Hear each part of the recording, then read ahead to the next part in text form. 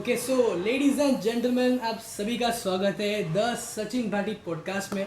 तो आज हमारे साथ जुड़ चुके हैं एक बहुत ही खास मेहमान, हमारे बहुत अच्छे मित्र और बहुत अच्छे एक्टर, वॉइस ओवर आर्टिस्ट। और अभी तो बहुत सारी तारीफ करनी बाकी है, तो हम मिलाते हैं आपको one and only Rajneesh Sharma. Thank you so much. Thank you so तो मच। शर्मा जी, आपका स्वागत है हमारे चैनल पर। और बहुत अच्छा लग रहा है कि आप हमारे साथ बैठे हैं, आज लाइव जुड़े हैं और बहुत सारी बातें करेंगे हम आपके साथ।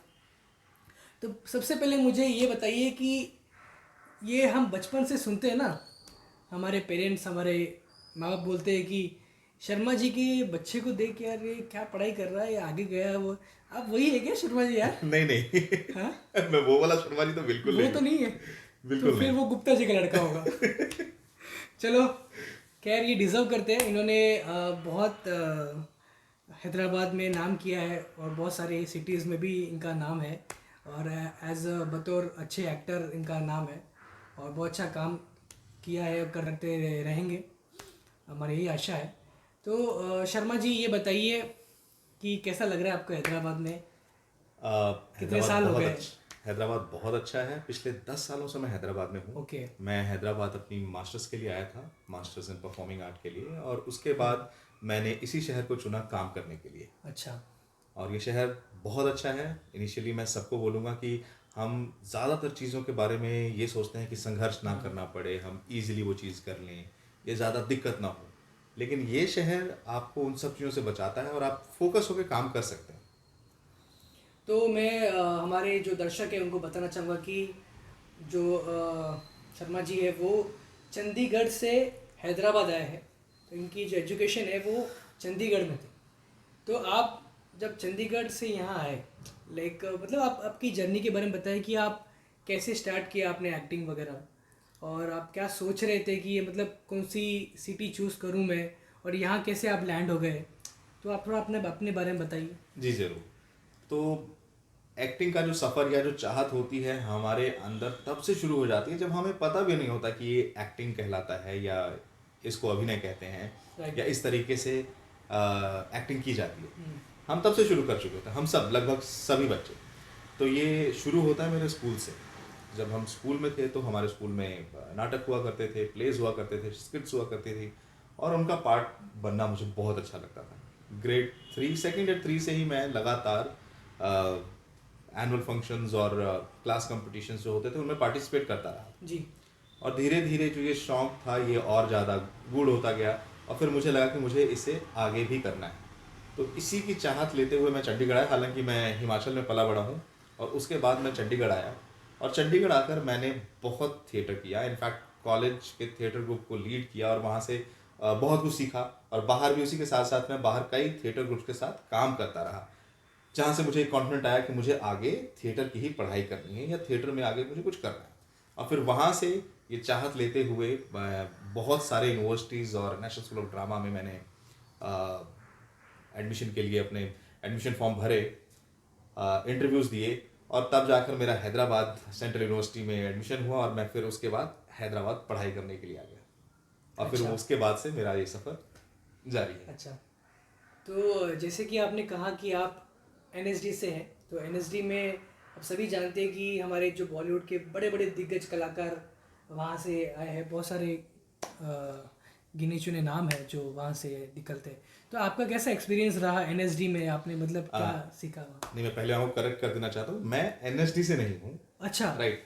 ट्रेनिंग स्कूल वो अलग है, वो ओके। दिल्ली में है, और जो मेरा थिएटर स्कूल है वो हैदराबाद में।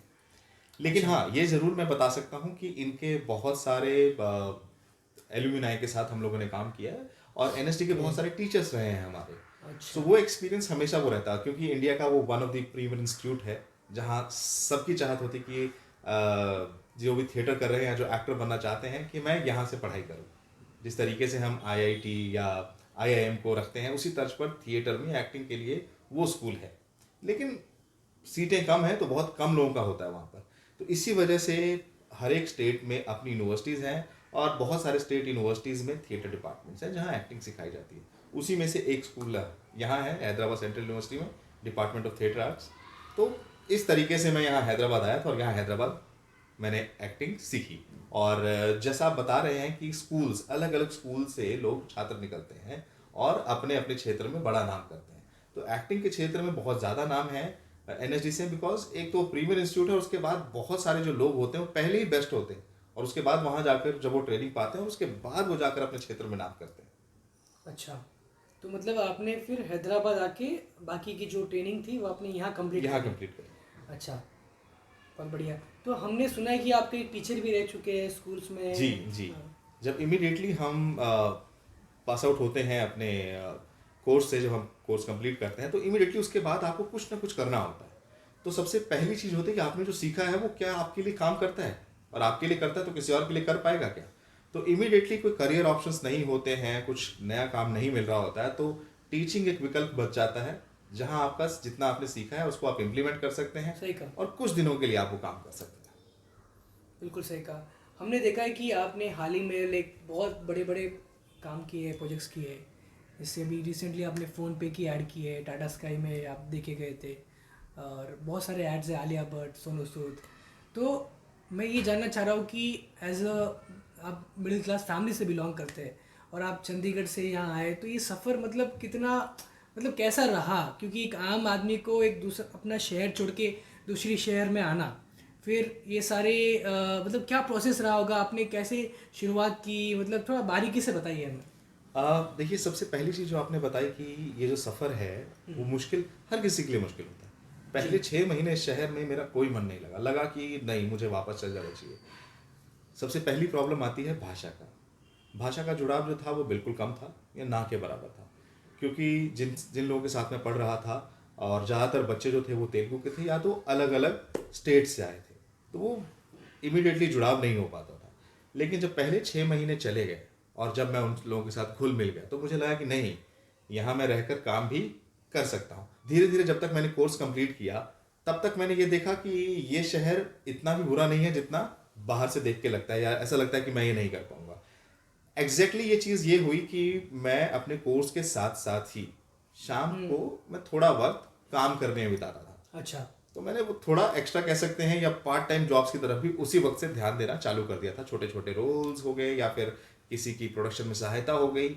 और हमारे वहाँ एक मास कम्युनिकेशन डिपार्टमेंट है, जिसमें मैं लगभग लगभग अपने सारे दोस्तों के साथ, जो मेरे दोस्त थे वहाँ पर, उनके प्रोडक्शन से मैं होता ही था। चाहे वो रेडियो प्रोडक्शन हो, या ऑडियो वीडियो प्रोडक्शन हो, या लाइव रेडियो पे कुछ बातचीत करनी हो। अच्छा, तो मैं सभी को बताना चाहूँगा कि शर्मा जी जो है हमारे, बहुत अच्छे वॉइस ओवर आर्टिस्ट है और बड़े बड़े फिल्मों में इन्होंने आवाज़ दी है। तो आप ये बताइए कि आपके लिए अभी तक का सबसे बड़ा प्रोजेक्ट क्या था और किसमें आपने वॉइस ओवर का काम किया है? अक्सर क्या होता था कि as a voice over artist मैंने जो काम किए हैं उनमें छोटे छोटे कैरेक्टर्स आते थे, या सिर्फ वॉइस ओवर, डबिंग के टाइम पे छोटे कैरेक्टर्स बोलूँगा, और कैरेक्टर्स में उनकी लेंथ छोटी होती थी, और लेकिन वो स्पेशल रिक्वायरमेंट रहती थी। फिर धीरे धीरे ये चीज़ बढ़ी, फिर मैंने लंबे लंबे वॉइस ओवर्स देने चालू किए। फिर एक फिल्म आई मेरे पास, हालांकि वो फिल्म अभी रिलीज नहीं हुई है और मैं अभी नाम वगैरह नहीं बताऊंगा। उस फिल्म में लगभग लगभग 8 कैरेक्टर परफॉर्म किए हैं मैंने। अच्छा, 8 कैरेक्टर? एक नहीं, दो नहीं भाई साहब, 8 कैरेक्टर! क्या बात तो है! ये मैंने नहीं ढूंढा, मैं एक कैरेक्टर परफॉर्म करना चाहता था, तो डबिंग डायरेक्टर जो थे उन्होंने कहा कि यार आपकी आवाज़ थोड़ी ना मैच हो रही है, आप क्या इसके लिए कर सकते हैं, इसके लिए कर सकते हैं। तो विलन के साथ साथ मैंने 8 और कैरेक्टर्स परफॉर्म किए। हालांकि वो जैसे मैंने बताया ना कि शुरू में छोटी छोटी लेंथ थी, तो थोड़ी आवाज़ बदल कर, थोड़ी आवाज़ को अलग से मॉड्यूलेट करके, और मैंने वो सारे परफॉर्मेंस दे दी। तो ये अभी तक का सबसे बड़ा प्रोजेक्ट था। इसके साथ साथ मैंने बहुत सारी तेलुगु फिल्मों में, जो यहाँ पर हिंदी में डब की जाती हैं, उसमें आवाज़ दी है। और अगर कभी कभी ऐसा लगेगा आपको, अब जैसे आप मुझसे बातचीत कर रहे हैं, तो सुनते हुए यार ये आवाज़ सुनी हुई है, क्योंकि ये मेरे साथ हो चुका है। जो मेरे फेलो आर्टिस्ट हैं, तो उनकी आवाज़ सुनने के बाद लगता है अरे ये आवाज़ तो सुनी हुई है मैंने। तो ये अक्सर थोड़ा सा हो जाता है, जब वो कैरेक्टर दोबारा बोलता है तो आप लगता है ओहो मैंने सही पहचान सही लिया। सही कहा।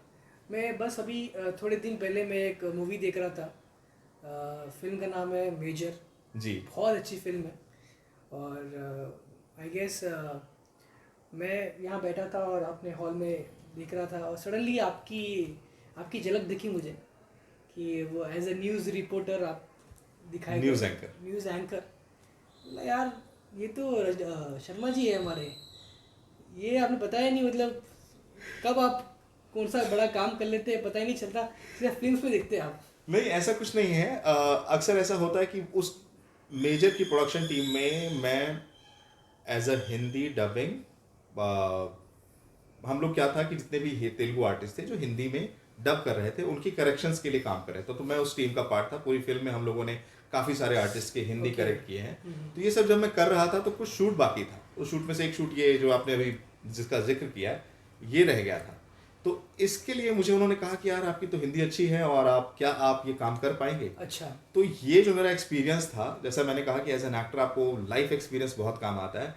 तो जब मैं अपने यूनिवर्सिटी डेज में था तब मैंने एक न्यूज़ चैनल में एज एन एंकर काम किया हुआ था। ओके। तो अब वो एक्सपीरियंस बोलूँगा, मैं नहीं कहूँगा कि वो सीधा सीधा काम वहाँ डाल दिया, बल्कि वो एक्सपीरियंस वहाँ काम आ गया और मैंने बड़े ही नॉर्मल तरीके से उसमें परफॉर्मेंस दे दी थी। दोनों हिंदी और इंग्लिश में दोनों में देनी थी और उनको इसी की रिक्वायरमेंट थी। तेलुगु में इंग्लिश में है और हिंदी वाली फिल्म में हिंदी में है। ओके।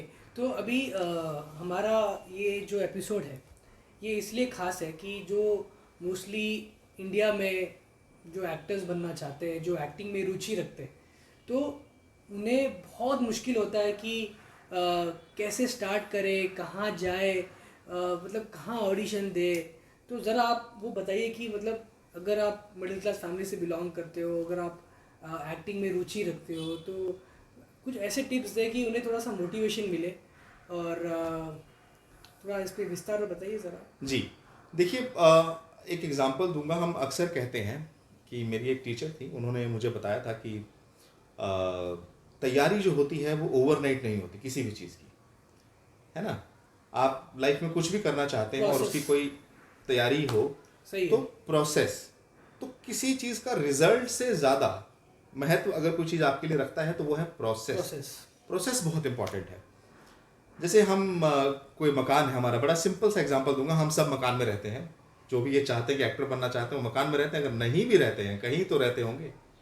तो मकान का जो प्रोसेस है वही हमारी ज़िंदगी का भी प्रोसेस है। अच्छा। मकान बनाने से पहले उसको विस्तार में सोच लेना पड़ता है सही कहा। और फिर उसके बाद धीरे धीरे धीरे धीरे आपको उसे कंप्लीट करना होता राइट। है ना। तो जैसे आपने सोच लिया, और हो सकता है कि आपके पास पैसे कम हो तो मकान में ज़रा कुछ काम कम होगा, हो सकता है कि ये प्रोडक्ट या जो आपका सामान है वो थोड़ा ऊपर नीचे लगेगा, लेकिन आपका मकान होगा। उसी तरीके से आप किसी करियर के बारे में सोच सकते हैं। हो सकता हो कि आप उस करियर की ऊंचाइयों तक ना पहुंच पाए, कुछ कम होगा, लेकिन आप उस करियर में या और एक जगह उस जगह बना पाएंगे। अगर आपने राइट। मेहनत की है तो आप जगह बना पाएंगे। तो सभी के लिए मैं सिर्फ इतनी सी बात कहना चाहूँगा कि आप कहीं भी देख रहे हो, आप कहीं से भी हो, देश भर में कहीं से भी हो, सबसे पहली चीज़ चाहत। अगर आप चाहते हैं तो आप ज़रूर कर पाएंगे। तो पहली चीज़ कि अगर आपको एक्टिंग करनी है तो इसके लिए पढ़ाई बड़ी ज़रूरी है। अभी अगर मैं कहूँ कि ये 4 दवाइयाँ हैं, ये दवाई इतने वक्त पे इतने वक्त खानी है, इतने वक्त पे इतने वक्त पे खानी है, एक एक दवाई इतने वक्त पे और ऐसे ऐसे टाइम पे खाना है, आप खा लेंगे। और ये बात कोई और भी बता सकता है, तो इसका मतलब ये नहीं कि वो डॉक्टर बन गया। अब डॉक्टर का एक प्रोसेस है। तो उसी तरीके से मैं एक्टिंग के लिए ज़रूर बोलना चाहूँगा कि जो एक्टर, बहुत सारे एक्टर हताश हो जाते हैं, मेरा काम नहीं हो रहा, मेरा ये नहीं हो रहा, मैं पता नहीं कहाँ से मिलेगा, कैसे होगा। तो आपका सेल्फ एनालाइज जो है, जो आपने पढ़ाई की है, ये आपके काम आती है। ये आपको इन सब नेगेटिव थॉट से बचाती है।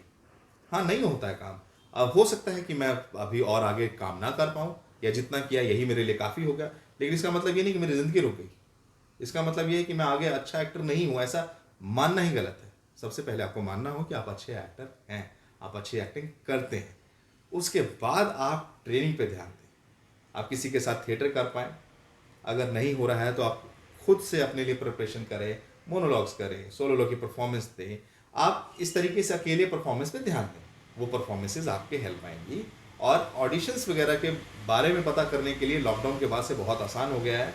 आप जितने भी पेजेस हैं जो कास्टिंग एजेंसीज हैं शहर में, चाहे वो देश भर के किसी भी बड़े शहर में, आप उनके साथ कनेक्ट करिए, बातचीत करिए, जाइए, ऑडिशंस दीजिए या ऑडिशंस बना कर भेजिए।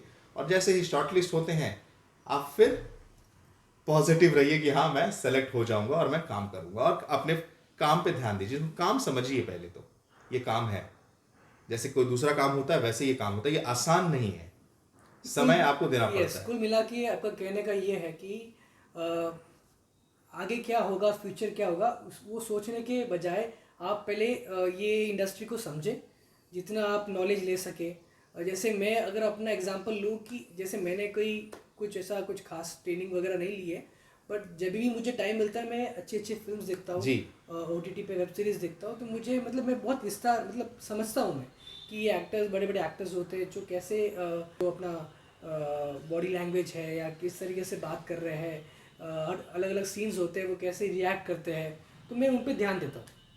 बहुत सारे एक्टर्स हाँ। भी हैं जो मतलब सीख लेने के बाद भी थोड़ा वक्त साल में या साल 2 साल में अपने ट्रेनिंग पे देते हैं। राइट। वो फिर से जाते हैं वापस, हम्म। अपने आप को फिर से ट्रेन करते हैं उस काम में और अच्छे से उसको वापस सीख कर फिर से अपने काम में दोहराते हैं। तो वो राइट। बहुत ज़रूरी है कि साल 10 साल या कुछ समय बाद अपने आप को आप देखें कि क्या मैं सही से कर पा रहा हूँ। अगर कोई आदमी जिम जाता है थोड़े दिन छोड़ दे तो उसके लिए बड़ा मुश्किल हो जाएगा। तो वो वापस वो लगातार होते रहना चाहिए। यस, तो जैसे कि सर ने कहा कि आप जो भी न्यू कमर है जो एक्टिंग में रुचि रखते हैं, एक्टर बनना चाहते हैं, तो यही है कि आप प्रैक्टिस करते रहे, जैसा भी आपको लगता है, जो सही तरीका लगता है कि आपको खुद से सीखना है, भली मूवीज़ के ज़रिए सीखना है या आसपास कोई थिएटर ग्रुप है वहाँ ज्वाइन करें या जैसे भी है, लेकिन आप प्रैक्टिस को आप जारी रखिए। और यस। आपको एक और चीज़ सेलेक्ट करने में बहुत ध्यान देना है कि फेक ऑडिशंस, यस। हमें यस। हमें अक्सर ऐसा होता है कि जो न्यू कमर्स होते हैं, मैं खुद उन सब का शिकार होते होते बचा हूँ। और ओके। बचने का सिर्फ एक ही चीज़ था कि वो पैसे मांग रहे थे और ओह। उस वक्त मेरे पास इतने पैसे नहीं थे कि मैं उनको पैसे देकर ऑडिशन दूँ। मेरे शायद घर वालों ने मना कर दिया या मैं बड़ा ही हिचकिचा रहा था कि घर वालों से मैं ऑडिशंस के लिए पैसे मांगूँ, वो राइट। देंगे नहीं देंगे। तो मैंने वो ऑडिशन नहीं दिया, लेकिन मालूम पड़ा कि वो फेक है। अक्सर ऐसा होता है कि हम चाहते हैं कि कोई हमें हमारी मंजिल तक सीधे पहुंचा दे, जो कि बड़ा अमूमन है, हर कोई चाहता है कि मुझे आसान रास्ता मिले, मैं जाऊं और हो जाए। लेकिन ये आसान होता ही नहीं है। अगर है भी तो आपको बड़े ही ध्यान से काम करना होगा। आप एक बात का ध्यान रखें कि आप कभी भी ऑडिशंस के लिए पैसे ना दें।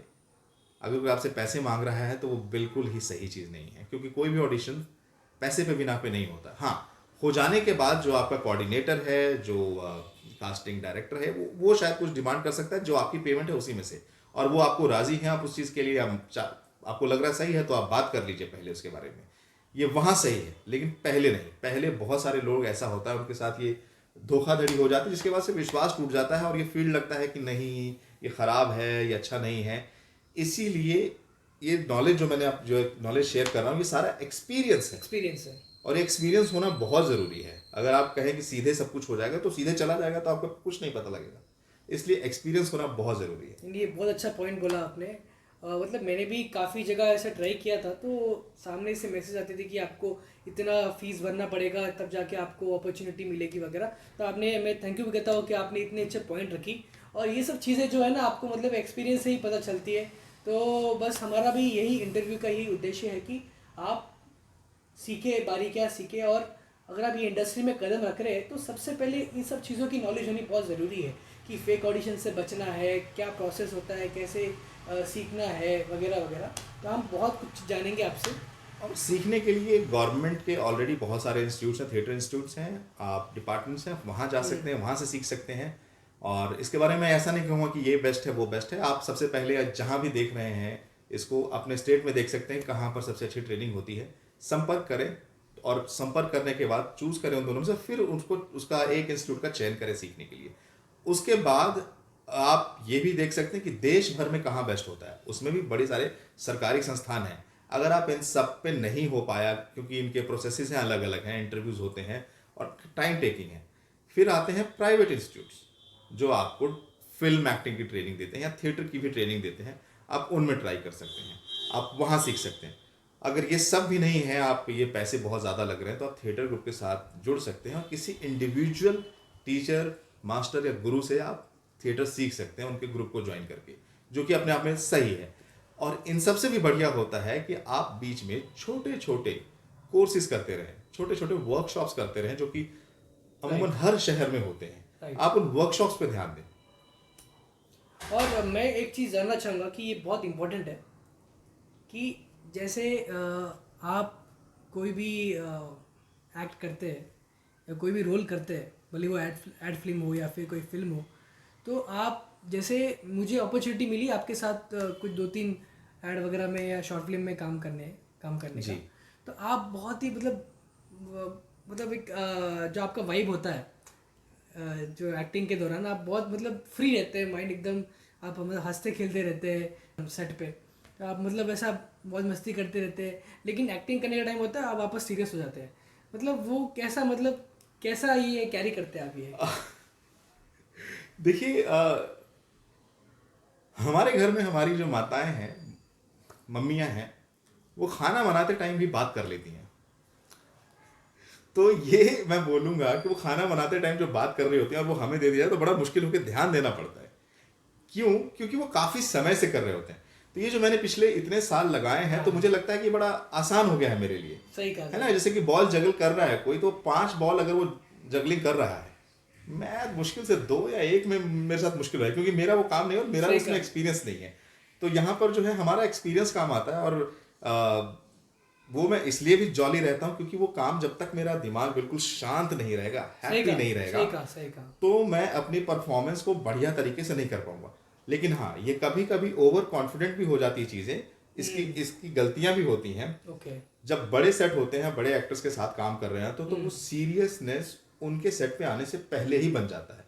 तो जहाँ पर मुझे लगता है कि मैं लीड कर रहा हूँ या मैं अच्छे से परफॉर्मेंस दे पाऊंगा, मुझे लगता है कि सही ही कर रहा हूँ, वहाँ मैं थोड़ा नेचुरल या थोड़ा इजी हो जाता हूँ। लेकिन जहाँ मुझे लगता है कि नहीं, गलती बहुत मुश्किल होगी यहाँ पर, ये गलती नहीं करनी है। जैसे कि अक्सर जब मैं तेलुगु में परफॉर्मेंसेस करता हूँ तो मैं बहुत सीरियस होता हूँ, क्योंकि मुझे डर होता है। अब जहाँ हिंदी में परफॉर्मेंसेस करनी है, जहाँ मुझे पता है कि इसकी इम्प्रोवेशन मैं आराम से कर सकता हूँ, तो मुझे बड़ा ईजी लगता है, चाहे मैं किसी के साथ भी परफॉर्म कर रहा हूँ। लेकिन तेलुगु में बड़ा मुश्किल हो जाता है, क्योंकि वो मेरी लैंग्वेज नहीं है और मुझे वो सोचना पड़ता है, उसकी प्रोनाउंसिएशन पे 100% ध्यान देना पड़ता है, तो वो मेरे दिमाग में लगातार चलता रहता है। तो एक्सपीरियंस तो काम करता ही करता है, उसके साथ साथ आपके सिचुएशंस बड़े काम करते हैं। एक और सबसे बड़ी इजी बात क्या होती है कि जैसा आपने कहा कि आप मेरे साथ काम कर रहे हैं, तो हम लोगों ने पहले कितना काम कर रखा है, और जो आसपास एक्टर थे वो सब लोगों को मैं पहले से बहुत अच्छे से जानता हूँ। तो ये जो इजीनेस है, ये भी मुझे वहां पर बड़ा ही मतलब, मैं टेंशन फ्री रहता मतलब हूँ अपने ये काम भी को लेकर। कहीं ना कहीं बेनिफिट होता है कि अगर हम एक दूसरे को जानते हैं तो ऑटोमेटिकली वो माहौल बन जाता है, जी। क्योंकि हॉलीडे बाजार के जब हम लोग ऐड शूट कर रहे थे तो वहाँ हम लोग मतलब लगभग लगभग सभी एक्टर्स को हम जानते थे, तो वहाँ मतलब ऐसा ही माहौल कुछ क्रिएट हुआ था। तो मैंने देखा था कि आप बहुत मस्ती कर रहे हैं, देन वापस आप बहुत इजीली टेक ले रहे हैं, तो वहाँ मुझे ऐसा क्लिक हुआ। बट जैसे अभी आपने कहा कि यस कि हर सिचुएशन अलग होती है, तो एक एक्टर को ये बहुत समझना ज़रूरी है कि आप कौन सी सिचुएशन में हैं। हाँ, आप बड़े एक्टर्स के साथ में हैं तो ऑब्वियसली उनके साथ आपको ऐसा बिहेव करना पड़ेगा, और क्या रोल कर रहे हैं आप वो आपको समझना, ये समझ होनी बहुत ज़रूरी है। बहुत ज्यादा, जैसे सही कहा आपने। स्कूल में आप अपने दोस्त के साथ अलग बिहेव करेंगे और वहीं प्रिंसिपल के सामने अलग बिहेव करेंगे। ये राइट। दोनों बिहेवियर, आप आदमी सेम है लेकिन बिहेवियर नहीं सेम रख यस, तो सकते। ये समझ होनी चाहिए मतलब ये आदमी समझ को। एक्टर को बहुत ज़रूरी है। हाँ, कहीं भी अपने ही परफॉर्मेंस को दिखाने, बढ़िया परफॉर्मेंस को दिखाने के चक्कर में आप ओवर कॉन्फिडेंट ना हो जाए, सही कहा, वो हमेशा खराब होगा। सही कहा, सही कहा। तो आप चंडीगढ़ से आए, यहाँ आपने टीचिंग की, आपने सीखा, उसके बाद आप टीचर भी रहे, फिर आपने बहुत सारी एड्स की, फिल्में की, छोटे मोटे रोल किए आप, और आप आज आपके पास एक खुद की प्रोडक्शन हाउस है, आप एक एड एजेंसी चलाते हैं। तो आप ये जो जर्नी जो रही है आपकी, मतलब एज अ न्यू कमर से लेके आप खुद की एड एजेंसी चला रहे हैं, तो आपको लगता है कि ये मतलब आपका विजन के हिसाब से चल रहा है, या फिर जैसे रास्ते खुलते गए वैसा आपने डिसीजन लिया? हाँ, ये सही बोला आपने कि आ, हम हमेशा कुछ विजन जो लेते हैं वो थोड़ा बड़ा लेते हैं, और अक्सर क्या होता है कि हम उसकी तरफ काम नहीं कर पाते या थोड़ा सा भटक जाते हैं हमेशा, अक्सर। और वो सिचुएशनल होता है, वो ऐसा कुछ नहीं होता कि नहीं ये नहीं होगा तो मैं ये नहीं करूँगा। फॉर एग्जाम्पल, आज आपको कोई सब्जी खाने का मन है और आज वो बाजार में सब्जी नहीं मिल रही है, तो आपको विवश होकर कोई दूसरी सब्जी खानी पड़ेगी। बड़ा सिंपल सा एक एग्जाम्पल है। तो उसी तरीके से विवशता नहीं बोलूंगा, अपॉर्चुनिटीज बोलूंगा, कि दूसरी अपॉर्चुनिटीज के दरवाजे सामने खुलते रहे और वो उस वक्त के लिए वो अच्छा लगा तो इसलिए वो किया। यही एक सबसे अच्छा आंसर है कि जो जो चीजें सामने आती रही और लगा कि मेरे लिए बेहतर है, तो मैंने वो करना राइट, राइट, सही समझा। सही कहा। क्योंकि मतलब जैसा क्या होता है ना कि बहुत लोग एक्टर बनने निकलते हैं, और कुछ लोग का ऐसा होता है कि यार मतलब ये इसमें इंटरेस्ट है, धीरे धीरे धीरे अपना जैसा रास्ता खुल जाता है, जैसा समझते हैं, तो उसमें घुस जाते हैं। जैसे बहुत सारे हम लोग ने एक्टर्स देखे जो बाद में प्रोड्यूसर बन जाते हैं, जी डायरेक्टर भी बन जाते हैं, तो जी। मतलब कहीं ना कहीं उनका ये इंटरेस्ट भी होता है या फिर कहीं ना कहीं उनकी स्किल्स भी होती है। स्किल्स देखिए, अब फिर वही बात है कि जब आप किसी इंडस्ट्री में जाते हैं तो आपको उस इंडस्ट्री के सिर्फ एक ही चीज़ को मास्टर करने नहीं जा रहे होते हैं। जब वो मास्टर कर रहे होते हैं आप, तो आपकी जो बाकी सारी एक्सपेक्ट्स हैं उनको भी आप अच्छी तरीके से जानना पहचानना चालू कर देते हैं, और उसमें से भी कोई लगता है कि ये मैं और बेहतर कर सकता हूँ, तो आप करते हैं। अब कितने एक्टर्स होते हैं वो कॉमेडी में आते हैं और वो सीरियस अच्छा परफॉर्म कर लेते हैं, अच्छा। और कितने ऐसे अच्छे होते हैं सीरियस करते हैं लेकिन वो कॉमेडी। आप जॉनी लीवर को कभी भी सीरियस रोल में देखना पसंद नहीं करें, क्योंकि आपने हमने मैं तो अभी तक की जितनी ज़िंदगी जी है उसमें उनको कॉमेडी करते देखा है या उनकी नॉर्मल चीज़ों को, लेकिन उनकी निजी ज़िंदगी में इतने प्रॉब्लम्स हैं या रह चुके हैं जिनसे वो ओवरकम हुए हैं, तो उनको देखकर तो लगता नहीं कि वो कॉमेडी कर पाएंगे, है ना। तो वो हमेशा आपके लिए चैलेंज बना रहेगा कि आप जो करने आए हैं सच में वही कर पाएंगे, ये जो रास्ते मिलते रहेंगे आप उन पर चलना बेहतर समझेंगे। बिल्कुल सही कहा आपने। तो काफ़ी कुछ सीखने को मिला, आपने जो पॉइंट्स रखी है, तो अच्छा लग रहा है कि आपने ये सारे पॉइंट्स रखे, क्योंकि मैं भी अपने आप को अपने अंदर एक एक्टर देखता हूँ, तो कहीं ना कहीं मेरे मन में भी बहुत सारे ऐसे सवाल थे कि यार क्या शुरुआत, कैसे शुरुआत करे, कहाँ जाए, क्या करे। तो कहीं ना कहीं मेरा ये मानना है कि आप कुछ करना चाहते हो, दिल से करना चाहते हो, तो ऑटोमेटिकली रास्ते खुल जाते हैं। जी और जैसे भी हम मिले, राइट, हम मिले और आज हम यहाँ बैठे हैं, जी तो ये ऑब्वियसली आप जब फील्ड पे उतरते हैं कि यार आप ठान लेते कि करना है, तो आप उसकी फिक्र मत कीजिए कि कैसे होगा, बस ये ठान लीजिए कि करना है। बिल्कुल, आपको सोचना पड़ेगा, आपको दृढ़ रहना पड़ेगा इस निश्चय पे कि मुझे ये काम करना है। करते वक्त तो कई बार कंप्लीट नहीं होगा, लेकिन वो करते करते आप किसी और रास्ते पर, बेहतर रास्ते को भी चुन सकते हैं। चुन सकते हैं। ज़रूरी नहीं है कि आप ये चीज़ करना चाहते हैं, आपको शाहरुख खान के साथ ही काम करना है, आपको करण जौहर के प्रोडक्शन में ही काम करना है, या आपको ये ही कोई बड़ा काम करना है। लेकिन हाँ, उसकी चाहत रखनी बुरी बात नहीं है, वो करते करते आप कोई और बड़ा काम कर जाएंगे। अच्छा, एक और चीज़ मैं जानना चाहूँगा कि हम लोग आर्टिस्ट हैं, हम लोग एक्टर्स हैं, तो आपके हिसाब से क्रिएटिव होना कितना ज़रूरी है ये इंडस्ट्री में? मैं ये नहीं कहूँगा कि क्रिएटिव होना ज़रूरी है, और क्रिएटिव कैसे हुआ जाता है ऐसी कोई परिभाषा नहीं है। बस ये फिर अगेन एक टेस्ट की बात है। जो आपकी ऑडियंस है या जो आपको देख रही है या जो आपसे काम करवा रहा है, वो आप में क्या देखता है और वो आपसे क्या काम करवाता है और आप उसको कैसे डिलीवर करते हैं, ये ज़्यादा इंपॉर्टेंट है। अब किसी चीज़ को क्रिएटिवली कैसे करेंगे आप, बड़े नॉर्मली सीखा है आपने, इसको ऐसे करते हैं और ऐसे रखते हैं या ऐसे ये काम किया जाता है, उसको क्रिएटिवली कैसे, क्रिएटिवली एस्पेक्ट में वो आपका तरीका हो सकता है जो सिर्फ आपके साथ या आप पे ही सूट कर रहा है, वो किसी और पे नहीं कर सकता। जैसे मेरा कहने का ये मतलब है कि आपने काफ़ी सारे रोल्स किए, लाइक जी हर तरीके के रोल किए, लाइक एक बिजनेसमैन से लेकर आप एक गरीब आदमी तक, ठीक है, एक डॉक्टर से लेके इंजीनियर तक, सारे आपने लगभग जी लगभग सारे रोल्स किए हैं। जी तो वहाँ मतलब कुछ चेंजेस आते हैं कि मतलब अपने पर्सनालिटी को चेंज, मतलब वहाँ आपका क्रिएटिव दिमाग कहता है कि यार मैं थोड़ा सा चेंज करना चाहूँ, क्योंकि ये क्या होता है, जितना आप नया करेंगे, जितना कुछ क्रिएटिव कर पाएंगे, तो उतना आपका प्रेजेंस दिखेगा स्क्रीन पे। लगभग लगभग फिल्मों में, एड फिल्मों में, और जो मैंने शॉर्ट फिल्म्स करी हैं, कुछ वेब सीरीज भी हैं, अब तो 3 वेब सीरीज भी हो चुकी हैं। तो इन सब में एक ही चीज़ था कि जो कमर्शियल एस्पेक्ट होता है वो आपके लुक अलाइक कैरेक्टर्स मिलते हैं आपको। आप मतलब लुक अलाइक कहने का मतलब ऑडिशंस होते हैं और डायरेक्टर के दिमाग में पहले से होता है कि मैं इस कैरेक्टर के लिए इस तरह का आदमी चाहता हूँ, तो वहाँ आपके पास ज़्यादा ऑप्शंस नहीं होते। लेकिन शॉर्ट फिल्मों में जहाँ आप एक्सपेरिमेंट कर सकते हैं, जहाँ आप बेहतर परफॉर्मेंसेस दे सकते हैं, वहाँ ये बहुत तय रहता है कि आपके ऊपर वो जिम्मेवारी होती है। तो जब कैरेक्टर बनाना होता है, तो अब एक मैं मोटा हूँ, तो एक मोटा आदमी कौन से परफॉर्मेंसेस कर सकता है ऐसा तय नहीं है। कोई भी आदमी मोटा हो सकता है, कोई भी गरीब भी मोटा हो सकता है, और एक अमीर आदमी भी पतला हो सकता है, कुछ भी हो सकता है। ये शरीर के ऊपर की बात कर रहा हूँ। उसके बाद मेरी परफॉर्मेंसेस, जो सोच रहा है वो मेरे फेस पे दिख रहा है, जो लाइंस हैं, जो परफॉर्मेंस करनी है वो मुझे अपने चेहरे पे और मेरे शरीर पे भी वही चीज़ दिखानी है। तो शरीर आपके दिए हुए कैरेक्टर के हिसाब से परफॉर्म करता है। तो सबसे पहली चीज़ जो होती है बॉडी लैंग्वेज। आप किसी फोटो को देखते हैं तो सबसे पहले जज करते हैं बॉडी लैंग्वेज की, हाँ ये बॉडी है, ये बॉडी लैंग्वेज क्या होगी, कैसे बात करेगा, इस शरीर से कैसे ये बात करता है ना। अब ऐसे बैठता है, ऐसे बैठता है, ये ऐसे बैठ रहा है, क्या है, क्या कह रहा है इसके बॉडी। वो और उसके बाद फिर हमारे जो शब्द हैं, ये दो परफॉर्मेंसेस बहुत ज़रूरत है। और ऑब्वियसली जो आप कॉस्ट्यूम पहनते हैं वो आपकी हेल्प करता ही करता है, 100% आपकी हेल्प करता है आपकी पहली झलक आपके कैरेक्टर को बताने में, वो बहुत इंपॉर्टेंट होता है।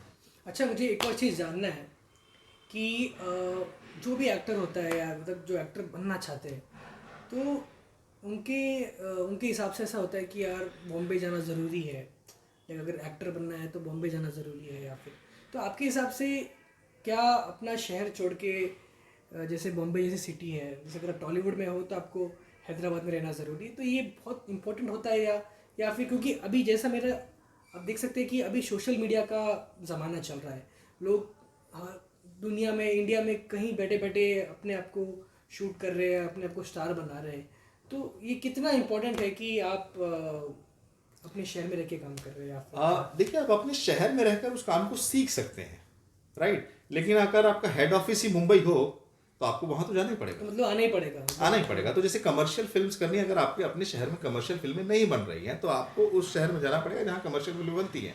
अभी मैं अगर हैदराबाद में रहकर काम कर रहा हूँ तो यहाँ कमर्शियल फिल्में बनती हैं, यहाँ कमर्शियल एड्स तैयार होते हैं, तो मुझे यहाँ काम और अपॉर्चुनिटीज़ मिल रहे हैं, तो मैं शहर में हूँ। अगर मुझे शहर में काम नहीं मिलेगा या मैं काम नहीं कर पा रहा हूँ तो मैं ऑब्वियसली मुंबई की तरफ रुख करूँगा और मैं वहाँ काम करने की कोशिश या नई काम की तलाश करूँगा, जो कि बड़ा इंपॉर्टेंट है कि आपको अगर कमर्शियल काम करना है जो और नेशनल टीवी टेलीविजन या थिएटर्स या कमर्शियल्स के लिए काम कर रहे हैं तो आपको मुंबई जाना ही पड़ेगा, जो कि बड़ा ही ऑब्वियस है। अगर मैं बोलूँ फिर वही बात है ना कि अगर किसी चीज़ की मार्केट जहाँ है आपको वहीं जाना पड़ेगा। आप यस, ये उम्मीद नहीं कर सकते हैं कि जंगल में है और आपका मार्केट यहीं आ जाए। हाँ, सोशल मीडिया एक रास्ता है, लेकिन सोशल मीडिया का रास्ता जो है हो सकता है सिर्फ आप तक ही निर्भर हो अच्छा, या आप तक ही सीमित हो। हाँ, आप स्टार बन सकते हैं, स्टार बनने का मतलब है कि आपकी लोकप्रियता बढ़ सकती है। लेकिन फिर जो हमने एक्टिंग वाली बात करी है, नंबर ऑफ कैरेक्टर्स, आप अपने तौर पर उसको परफॉर्म भी कर सकते हैं, लेकिन अगर आप उसे कमर्शियल करना चाहते हैं, वो सारी फैसिलिटीज जो आपके पास या आपके अपने शहर या अपने अपने प्रदेश में नहीं है, तो आपको उसे छोड़कर मुंबई का रुख करना ही पड़ेगा। ओके। तो मतलब सोशल मीडिया खाली एक ज़रिया है आपको जी सीखने का या फिर शुरू करने का। एंड ऑफ द डे अगर आपको कुछ अपनी जगह बनानी है ये इंडस्ट्री में, तो आपको जहाँ जो भी मार्केट है, मतलब जी। बॉलीवुड में आप करना चाह रहे हो, टॉलीवुड में करना चाह रहे हो, तो आपको वहाँ जाना ज़रूरी है। और बड़े चंद ऐसे मैं यूट्यूबर्स या सोशल मीडिया इन्फ्लुएंसर्स हैं जो बॉलीवुड में गए हैं डायरेक्टली, राइट। और बॉलीवुड में जाने के बाद तो आप फेमस हो जाते हैं, तो आप अपने इंस्टा या एज एन इन्फ्लुएंसर आप हमेशा बने रह सकते हैं। ऑब्वियसली आप बड़े लोगों को इन्फ्लुएंस ऑलरेडी कर रहे होते हैं, लोग आपको फॉलो कर रहे हैं, तो वो एक अलग बात है, एक अलग नज़रिया है। लेकिन एज अ करियर जब हम बात करते हैं जो कि किसी के लिए भी है, राइट, वहाँ की मेहनत आपको करनी पड़ेगी, वहाँ तक की मेहनत करनी पड़ेगी। बिल्कुल सही कहा आपने। तो आपको अगर आपको बॉम्बे में आकर आपको काम करना है तो वो ज़रूरी है, आपको आना ही पड़ेगा। तो सही कहा आपने कि सोशल मीडिया को आप एक ज़रिया बनाएं शुरू करने के लिए, अपने पहचान के लिए, बट अगर आपको बड़ा काम करना है तो आपको जगह पे जाना ही पड़ेगा। जी, बहुत सारे लोग जो हैं वो अपने प्रदेश का रुख करते हैं और उन्हें लगता है कि वहाँ वो उस मीडियम से काम कर सकते हैं, जो कि अच्छा विकल्प है। लेकिन उस विकल्प के साथ एक थोड़ी सी दुविधा ये है कि लगातार काम का ना होना, अच्छा, राइट। उस लगातार काम का ना होना, इससे हम शहर में भी बहुत सारे लोग ग्रसित हैं या प्रॉब्लम रहती है इन सब चीज़ों से कि अब दूसरा काम क्या है, अनसर्टेनिटी बनी रहती है, इससे हम हर जगह जूझ रहे हैं। और वहाँ पर थोड़ी अंदेशा ये हो जाती है कि आपकी ऑडियंस, अगर आपके पास अपनी ऑडियंस है तो आप कहीं से भी काम करिए, सोशल मीडिया का या एज ए यूट्यूबर। अगर नहीं है और आप फिर से काम कर मतलब काम की तलाश में है, तो आपको बड़ी मार्केट यानी कि बड़े शहर में जाना पड़ेगा, जहाँ पर आपके पास ज़्यादा से ज़्यादा ऑप्शंस हों, ज़्यादा से ज़्यादा विकल्प हों कि मैं इनके साथ या ऐसा नहीं तो ऐसा काम कर पाऊँ। यस। तो इसीलिए आपने हैदराबाद चुना, क्योंकि हैदराबाद का जो मार्केट है, लाइक अगर आप देखें तो बहुत कमर्शियल हो गया है, और बहुत लोग भली चाहे वो अपने आप को अपने प्रोडक्ट्स को ब्रांडिंग करने के लिए जी, बहुत एड फिल्म्स है नहीं, यहाँ वगैरह। इस शहर में प्रोडक्शन ज़्यादा होने लग गए हैं, और ज़्यादा इन द सेंस अभी भी मुंबई से ज़्यादा नहीं है, लेकिन मैं बीच बीच में मुंबई जाकर भी काम करता हूँ। मैं बहुत सारे ऑडिशंस जो हैं मुंबई के ऑडिशन देता हूँ, और जिनमें भी बात बनती है, जिनमें सेलेक्ट हो जाता हूँ, तो मैं ऑब्वियसली वहाँ जाकर काम करके वापस हैदराबाद आ जाता हूँ। तो मैंने इस शहर को इसलिए भी चुना है कि ये आसपास है। अच्छा, जिस शहर का ज़्यादा काम हो जाएगा हम वो काम करने वहाँ चले जाएंगे। ओके। तो जैसे भी जो न्यू कमर्स होते हैं, तो ऑडिशंस देना कितना ज़रूरी है? मतलब अगर आपको लगता है कि ये इंडस्ट्री में आना है, तो ऑडिशंस का कितना कितना इम्पोर्टेंट रोल है इसमें? इनिशियली ऑडिशंस का बहुत बड़ा महत्व है, जो एक्चुअली में प्रूव करता है कि आप कैमरे के सामने परफॉर्म कर सकते हैं। अच्छा। बहुत ज़रूरी है। राइट। अभी जैसे ऑडिशन बनाकर भेजना होता है, मेल करना होता है या व्हाट्सअप करना होता है, तो उस वक्त भी आप अपने इस कैमरे के सामने भी परफॉर्म तो करते ही हैं। राइट। तो कि बहुत ज़रूरी है कि आप परफॉर्मेंस जो है कैमरे के सामने अच्छा कर पाते हैं, इसलिए ऑडिशन जरूरी है। ऑडिशन के बाद जब इंडिविजुअली आपको स्क्रीन टेस्ट के लिए बुलाया जाता है कैरेक्टर में बनाकर, तो वो भी बहुत ज़रूरी है, वो नेक्स्ट लेवल है उसका। नहीं, क्योंकि क्या होता है ना कि बहुत सारे मतलब क्या करते हैं, न्यू कमर्स क्या करते हैं, ऑडिशंस में जाते हैं और वो मतलब या फिर उनको नॉलेज कम होती है या वो मतलब रिजेक्ट किए जाते हैं या हो जाते हैं, तो फिर वो एक नेगेटिविटी ले लेते हैं कि यार ये नहीं हो पा रहा है या इसे छोड़ दो, मतलब वो किसी अपने आप को भी रोक न्यू लेते हैं। कमर के लिए मैं सिर्फ इतनी सी बात कहना चाहूँगा कि रिजेक्शन बड़ा ही कॉमन है।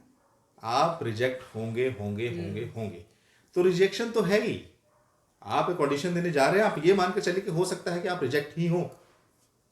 इस निराशा को आप हमेशा अपने साथ ना लेके जाएं, लेकिन आप एक पॉजिटिव भावना हमेशा अपने साथ बनाए रखें कि आपका सिलेक्शन हो गया तो आप ऑडिशन इसी मायने में देने जाते हैं कि सिलेक्शन हो गया, तो उसके Yes. बाद जो जर्नी है वो बड़ी इंपॉर्टेंट है और वो बड़ी मुश्किल भी है, आसान नहीं है। उसके बाद भी कई पड़ाव हो सकते हैं। उसके बाद आप जब शॉर्ट लिस्ट किए जाएंगे, शॉर्ट लिस्ट में भी आपके हो सकते हैं 10 लोगों में या 20 लोगों में आप शॉर्ट लिस्ट हुए हैं, मतलब 20 लोग आपके साथ हैं, उसके बीच में फिर आप फाइनल शॉर्ट लिस्ट किए जाते हैं, फाइनल आपका सिलेक्शन होता है, शॉर्ट लिस्ट के बाद सिलेक्शन होता है। वहां तक आपका जो सफर है वो इंपॉर्टेंट है। तो इनिशियली अगर कुछ हो भी रहा है तो हो सकता है कि आप उस कैरेक्टर में फिट ना हो रहे हैं, हो सकता है कि रिक्वायरमेंट जो आपसे मैच नहीं कर रही है, तो इसमें निराश होने की कोई बात नहीं है।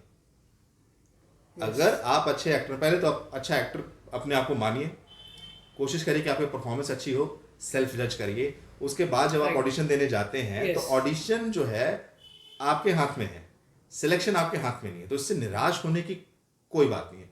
आपने परफॉर्मेंस गंदा किया है और सेलेक्ट नहीं हुए, जो कमियां हुई है वो पूरा तो कर ये बड़ा सकते हैं। नॉर्मल है। लेकिन अगर आप अच्छा परफॉर्म कर चुके हैं और फिर आपको जो सिलेक्शन हुई है वो उसी के बेस पे होगी जो आपने अच्छी परफॉर्मेंस दी है।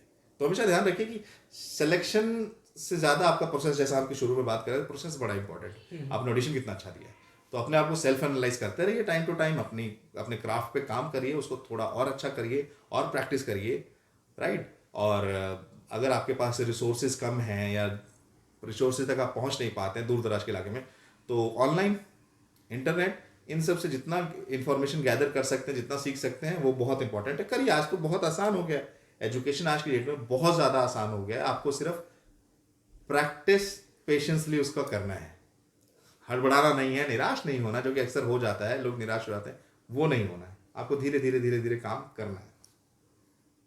बहुत बहुत धन्यवाद, आपने इतनी सारी अच्छी अच्छी पॉइंट्स बताई है और मुझे भी काफ़ी सीखने को मिला। और आई होप मैं जो हमारे दर्शक हैं उनको मैं ये सारे पॉइंट्स, जो मेरा उद्देश्य था कि भाई जो हमारे न्यू कमर्स हैं, जो एक्टर्स बनना चाहते हैं, तो वो सारे पॉइंट्स आपने जो बताए हैं वो उन्हें काम आएंगे और डेफिनेटली उनको हेल्प करेंगे ये इंडस्ट्री में आने के लिए। बिल्कुल। Yes. Thank you so much कि आपने मुझे आज इस पॉडकास्ट में इस इंटरव्यू के लिए बुलाया। और देखिए, हम सब जितने भी लोग हैं वो अपने एक्सपीरियंसेस बताएंगे जो किसी और के Yes. लिए काम आएंगे। उनकी अपनी Experience जर्नी का- रहेगी, बिल्कुल, हर बिल्कुल। किसी की अपनी जर्नी रहेगी और वो लगातार बढ़ती रहेगी। तो बड़ा इंपॉर्टेंट है कि सीखें। आप हम सब से, सचिन भाई से या मेरे साथ या मेरे ऐसे कितने ही एक्टर्स हैं, फॉलो करिए। इंस्टाग्राम आज बहुत बढ़िया हमारा विकल्प है, फॉलो करें। हम लोग क्या कर रहे हैं, कुछ नया सीख रहे हैं, सिखा रहे हैं, बता रहे हैं। क्योंकि मैं खुद भी ऑफलाइन काफ़ी सारे वर्कशॉप्स लेता हूँ जहाँ पर बातचीत करता हूँ नए Right, न्यू right. कमर्स के साथ। तो बड़ी इंपॉर्टेंट चीज़ रहती है, बड़ा ही नॉर्मल और बड़ा ही ईजिली जो हमारा बातचीत हो पाती है। वहाँ पर क्या होता है कि 1 to 1 हम अच्छे तरीके से समझ पाते हैं। यस यस, तो मैं हमारे जो बहुत अच्छे एक्टर है रजनीश शर्मा, उनके सारी एड्स और उनके सारे वीडियोस जो है मैं अपने इसमें नीचे डालता हूँ। आप सारे लिंक्स एक बार देखिए, उन्हें एड्स देखिए, उनकी एक्टिंग देखिए। और अगर आप उनसे कांटेक्ट करना चाहते हैं, एक्टिंग के रिलेटेड आप कुछ सीखना चाहते हैं, वर्कशॉप लेना चाहते हैं, तो डेफिनेटली आप उनसे कांटेक्ट कर सकते हैं और आप आगे बढ़ सकते हैं मेरे वीडियो के माध्यम के जरिए। यस, और अच्छा लगा आप आए और बहुत सारे अच्छे अच्छे पॉइंट्स डिस्कस किए। और क्या कहे आपसे, बस मुलाकात थैंक होगी यू सो आपसे। मच। थैंक यू आपको कहना चाहता हूँ मैं, आप आए यहाँ, हमें वक्त दिया। और बताइए, और हाँ, जाने से पहले आप कोई ऐसा प्रोजेक्ट आपका आने वाला हो या फिर जो अभी तक पता नहीं है हमें, आप शेयर करना चाहें? राइट, तो मैं हालांकि एक प्रोजेक्ट आने वाला है, मैं एक्टर का नाम लूँगा, तेलुगु एक्टर हैं विश्वक सेन। उनके साथ एक बड़ी ही प्यारी फिल्म आने वाली है, उसमें मैंने बहुत अच्छी परफॉर्मेंस दी है, एक बहुत अच्छा कैरेक्टर परफॉर्म किया। मैं ये दोनों चीज़ें नहीं बताने वाला हूँ, फिल्म का नाम और कैरेक्टर मैंने क्या परफॉर्म किया, क्योंकि वो रिवीलिंग हो जाता है, अभी प्रोसेस में ही है वो। तो उसमें आपका क्या मतलब कुछ सपोर्टिंग रोल है या कैसा है? हाँ, सपोर्टिंग रोल है और लीड के साथ ही है, तो बड़ा इंपॉर्टेंट ओह है। वाह, अमेजिंग। तो फिर तो वो फिल्म के पहले आपको आना पड़ेगा हमारे साथ एक और वीडियो बनाने जरूर के जरूर, लिए। तो उस फिल्म का एक्सपीरियंस बड़ा ही अलग था। हाँ। मैंने लगभग 2 महीने उस फिल्म की तैयारी करी थी। Oh my God, really amazing, और रियली अमेजिंग। बाकी सारी बातें मैं ऑब्वियसली जब वो फिल्म आने वाली होगी या yes release yes date yes, announce होगा तो मैं आऊँगा और मैं ये सारी ज़रूर बातें ज़रूर। बताऊँगा, एक्सपीरियंस तो बताऊँगा। जब ये फिल्म की ट्रेलर आएगा, हम उसके बाद ज़रूर वापस इनवाइट करेंगे रजनीश सर को, शर्मा जी को, मैं तो प्यार से शर्मा जी कहता हूँ, और हम वो पिक्चर के बारे में जानेंगे और भी अगर कुछ टिप्स लेना चाहेंगे ज़रूर लेंगे। और थैंक यू, अच्छा लगा फिर से आने का और बहुत मज़ा आया, बहुत कुछ सीखने को मिला। आई होप सारे पॉइंट्स क्लियर है। अगर आपको कुछ लगता है कि कुछ पॉइंट्स मिस हो गए हो तो डेफिनेटली हम एक और एपिसोड ज़रूर बनाना चाहेंगे आपके साथ। तो थैंक यू वेरी मच। तो दोस्तों, आपको ऐसी बहुत सारी वीडियोस मैं लाता रहूँगा, ऐसे बहुत सारे एपिसोड्स जहां आपको बहुत सारे मेरे ऐसे एक्सपर्टीज़ आएंगे और आपको बहुत सारी नॉलेज शेयर करेंगे।